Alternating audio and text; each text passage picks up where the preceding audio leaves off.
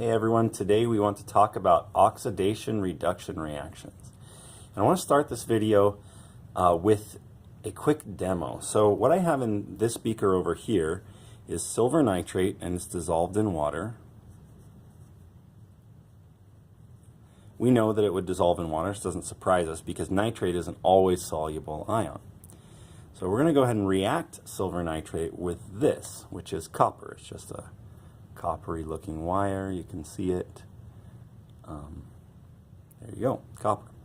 So it's solid, of course, because we can see that it's solid. So if you recognize this, this looks like a perfect setup for a single displacement reaction. You have one thing and then pairs. So you couldn't do a double displacement reaction here. So we're going to go ahead and take this copper wire and just dip it into our solution and stir it around and around and around. Stir it around and around and around.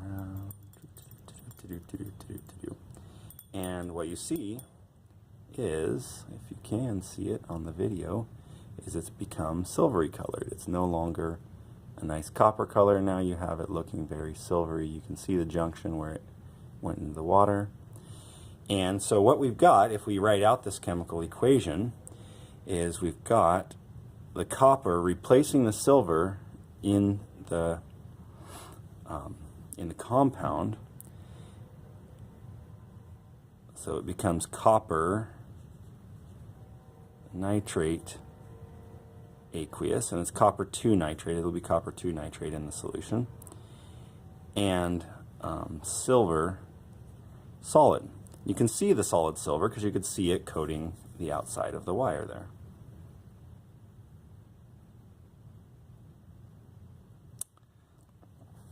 And then we need to balance this equation. We've got more nitrates than we should have over here. We've got 2 and 1 over here.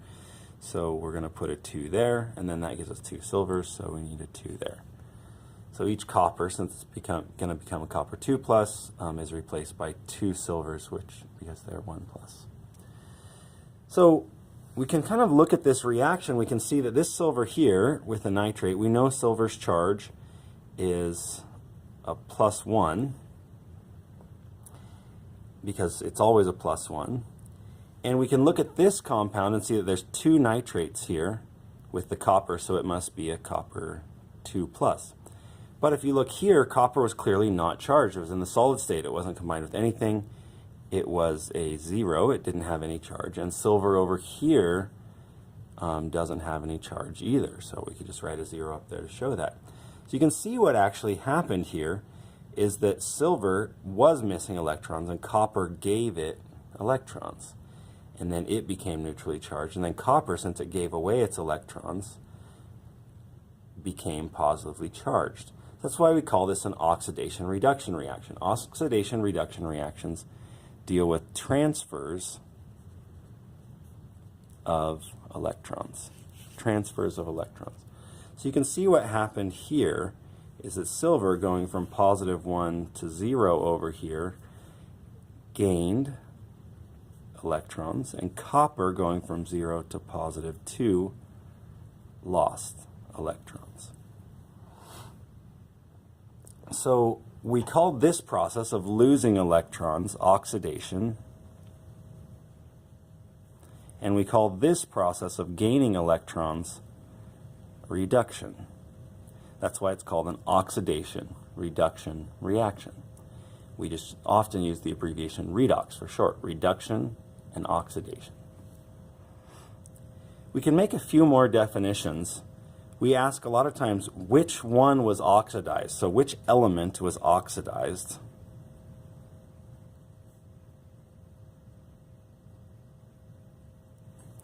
And which element was reduced. And then often we also ask what was the oxidizing agent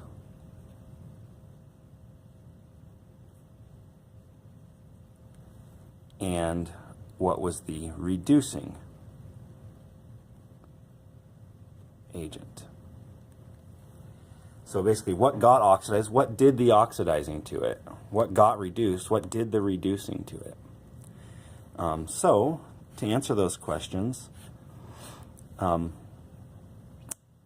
can go about this a number of different ways. The way I like to actually start is just think of this as a regular old number line with positive numbers up here, like positive 4, positive 3, positive 2, positive 1, 0, negative 1, negative 2, negative 3, negative 4. If you're an element and your charge is changing down on this list, that's what we call reduction. Reduction is going down, which makes sense. Its charge is being reduced. If you're going up on this list, that's what we call oxidized, because you're going up on the list. So your charge is reduced or you're oxidized. So we can see which one's charge was reduced. Well, silver went from positive 1 down to 0, so that means it was reduced. Copper, on the other hand, went from 0 up to positive 2, so it was oxidized. Then we have to ask, what's the oxidizing agent? And when we think about this, we're talking about one of the reactants.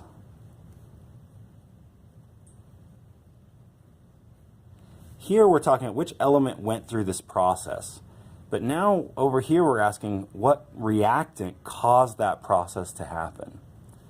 So if copper was oxidized, what other reactant is present that could have caused that oxidation? That's the silver nitrate.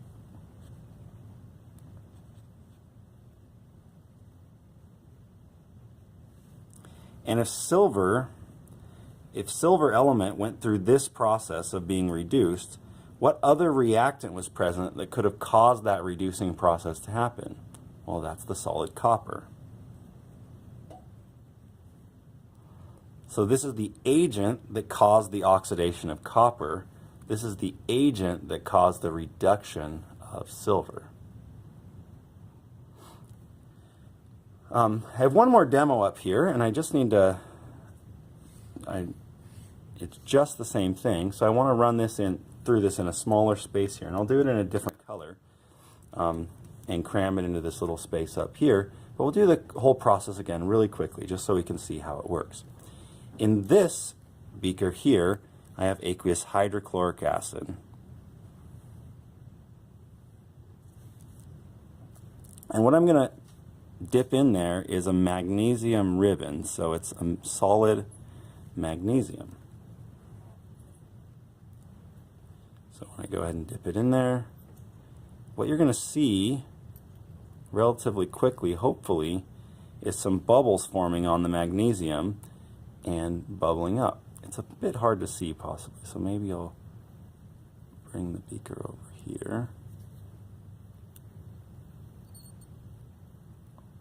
Hopefully you could see those bubbles forming now.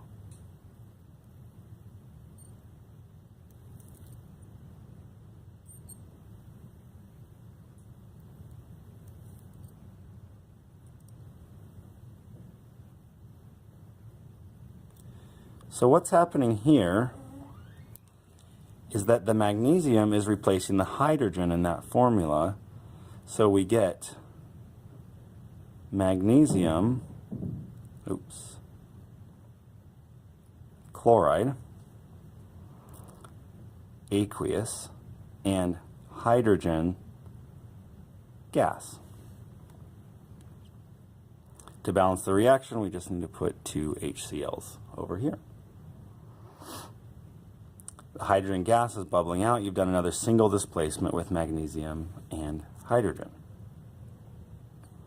So if we wanted to determine the oxidizing and reducing agent here, we would just need to go through again and see that magnesium started out as a 0, but it ended up over here as a 2+.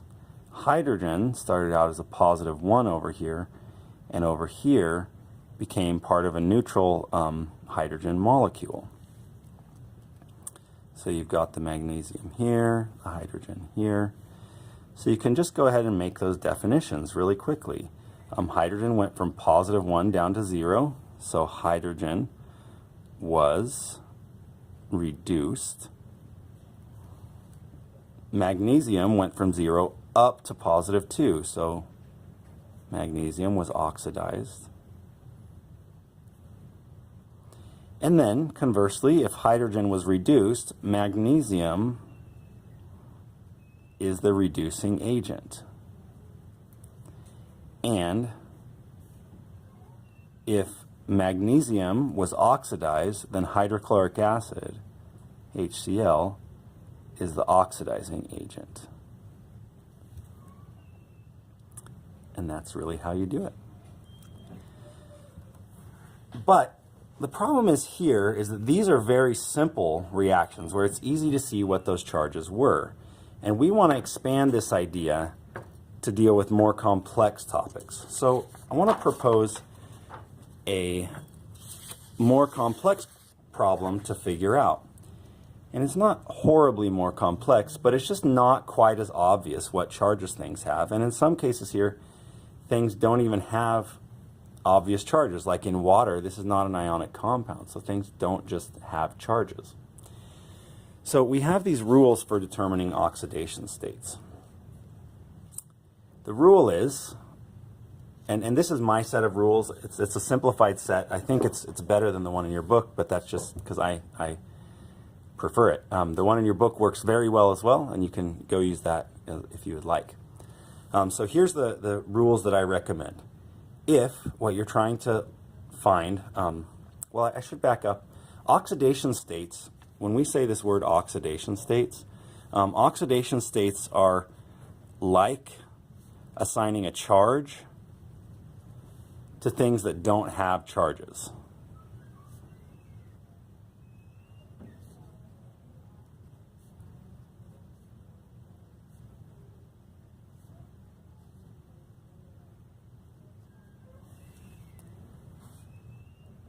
So I'm actually going to change this up. I don't want to do this example anymore. Like, for example, if you had a redox reaction of the subclass combustion. So if you had a combustion reaction like CH4 plus O2 makes carbon dioxide and water, we could balance this really quick. We would need 2 CH4s and 2 CO2s. No, I'm sorry. I totally screwed that up. We would need 2 H2Os because there are 4 hydrogens. So if we need 4 hydrogens over there, and then that gives us 1, 2, 3, 4 oxygens. So we need 2 O2s. All right, so we're balanced. So got that. And the question is here, what's oxidized or reduced? Well, nothing here is ionic at all. How in the world could we go about solving this? Nothing there has any charges. Nothing there has charges. Nothing there has charges. Nothing there has charges. So that's where we need to follow these rules. If it's an ionic compound, start by separating the ions. We don't have any ionic compounds. Next, give the most electronegative element the sort of charge it wants. But if hydrogen is bonded to a more electronegative element, start by giving it a positive 1. Then solve for all other elements so that neutral compounds equal 0 and polyatomic ions equal charge. So the best way to see how this works is just by going through it.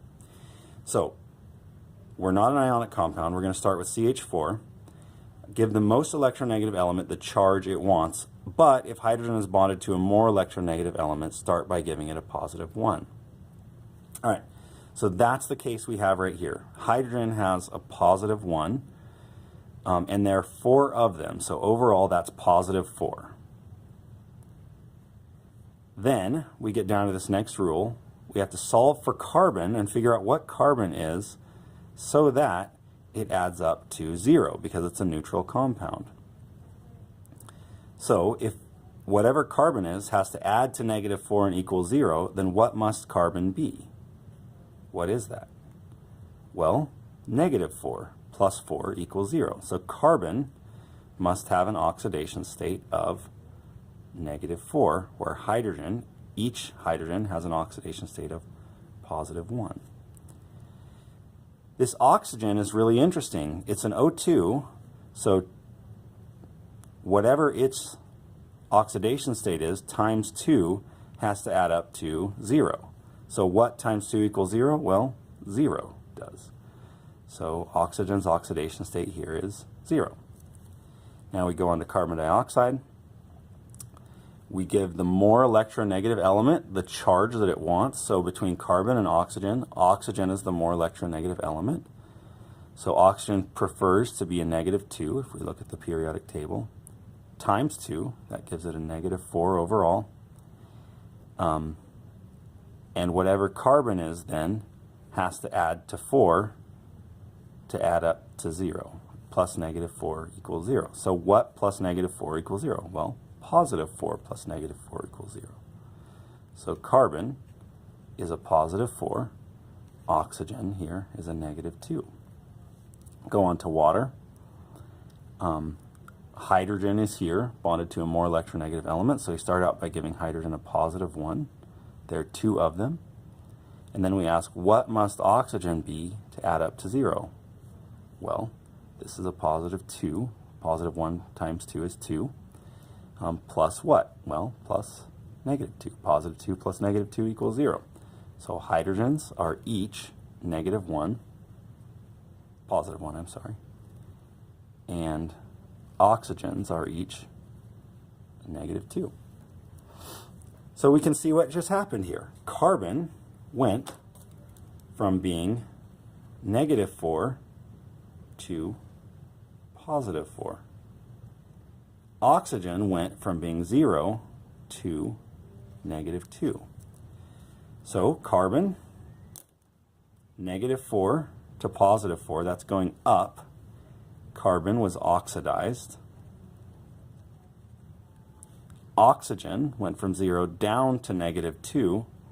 Oxygen was reduced. So that's how you figure it out for things that don't already have charges. You use this procedure for finding oxidation states. Last, I want to actually just solve for oxidation states, not actually do a whole equation anymore, but just solve for oxidation states in something more complicated that you haven't seen before. What if it was something like sodium phosphate? How would you determine the oxidation states there? So this is more complicated because there are 3 elements present. It's not like the ones we just did where there's just 2. So if we follow these rules, it says if an ionic compound is present, separate the ions. So I strongly recommend that you figure out what ions are present. So here, there's a sodium ion and a phosphate ion. So this is nice because we've already done half the problem. Sodium is a +1 because a charge is always the same thing. If it has an actual charge, then that's always the same as its oxidation state. But over here, now we just have to solve for phosphate. So then we follow the same rules. 2 elements present, we give the more electronegative element the charge that it wants. The more electronegative element is oxygen here. So oxygen gets a -2. There are 4 of them. So now we have to figure out what phosphate is so that -2 times 4, which is -8, adds up to, and not 0 in this case, adds up to -3 because we always add up to the charge. Neutral compounds add up to 0 because their charge is 0. Polyatomic ions add up to their charge. So that's the question. What plus -8 is +3? Well, 5. 5 minus 8 is -3. So phosphorus in phosphate is a +5 oxidation state, and oxygen in phosphate is a -2. There you have it, oxidation states and redox reactions.